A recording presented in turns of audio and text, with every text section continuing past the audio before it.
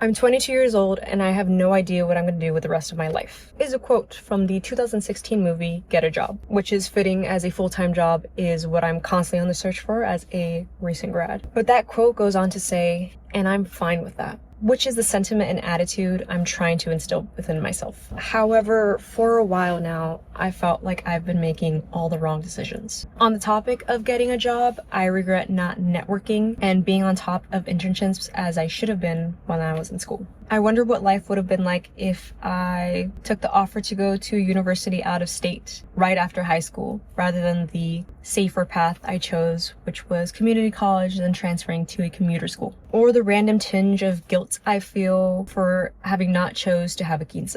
I thought it was going to be more cost effective and take away the stress and time of planning, but I feel like I've also robbed my parents of the traditional aspects and ceremonies of the event. And in retrospect, I have been doing everything wrong. The look on family faces when I told them that I was going to stay in state for school was devastating. Knowing my mom didn't have her own quince and the joy she would have felt for planning mine and possibly living vicariously was erased. There's a lot of things I could have done and maybe should have done, but where I've gone wrong in all of this has been living my life for the validation of others. I am constantly thinking about how I would be perceived when I make my decisions. I chose not to go to school out of state because I didn't want to feel like I was abandoning my parents. I chose not to have quince because I thought it would be more cost effective and we could skip the stress of all the planning. But in each of those decisions and every other decision I haven't mentioned, there were others not satisfied.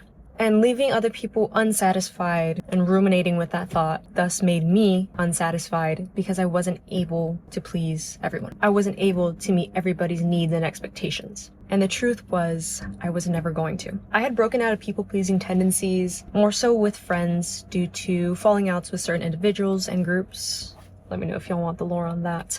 But specifically with family, it's been a hurdle and a constant hurdle that I'm trying to get through. This past New Year's, I spent with friends, and it was the first New Year's I hadn't spent with family. And on the drive over to my friend's apartment, I started crying because I was getting emotional, thinking I wasn't being the perfect daughter, that I should have chose to stay home with my parents, but I chose myself to have a night out of fun. While myself, I've never had aspirations to become a mother or build my own nuclear family, growing up within a Hispanic household that inherently has collectivist values and traditions, there are certain beliefs, whether consciously or subconsciously, that are deeply centered around family. Almost every decision I've made was to make other people proud of me. And while I'm proud of my own accomplishments, I have to learn how to hold that above the rest, to hold that above all else. I'm not trying to become a narcissist, but in this new year, I want to learn to live for myself and view my life solely from my perspective, to focus on my present, to plan for the future, but to not dwell in the past. So as long as I'm able to rest easy and I like who I am and who I'm becoming, that's all the reassurance and validation I need.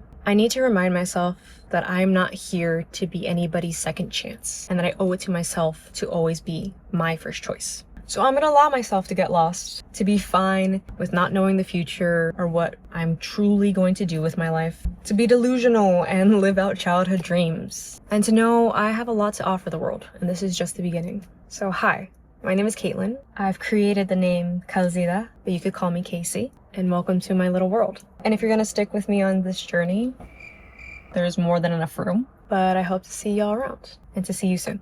But until then, I'll talk to you later. Bye.